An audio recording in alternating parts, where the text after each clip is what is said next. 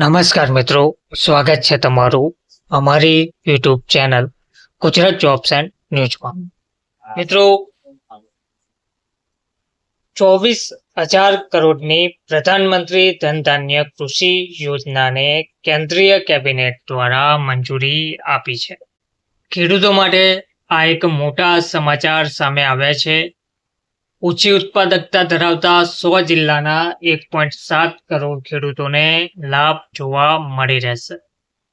આ યોજનાનો હેતુ કૃષિ ઉત્પાદકતા, પાક વૈવિધ્યકરણ, સિંચાઈ વૃદ્ધિ તથા લાંબા અને ટૂંકા ગાળાનું ધિરાણ આપવાનો છે.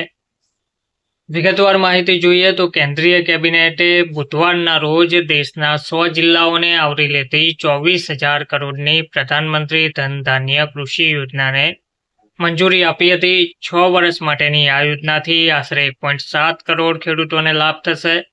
આ યોજનાનો હેતુ કૃષિ ઉત્પાદકતા, પાક વૈવિધ્યકરણ, સિંચાઈમાં વધારો કરવાનો તથા લાંબા અને ટૂંકા ગાળાનો ધિરાણ આપવાનો છે. કેબિનેટના નિર્ણયની માહિતી આપતા માહિતી અને પ્રસારણ મંત્રી અશ્વિની વૈષ્ણવે જણાવ્યું હતું કે 11 વિભાગોની હાલની 36 અને રાજ્ય સરકારોની અન્ય યોજનાઓનું સંકલન કરીને આ યોજનાનો અમલ કરશે. આ યોજના હેઠળ ખાનગી ક્ષેત્ર સાથે સ્થાનિક ભાગીદારી પણ કરાશે.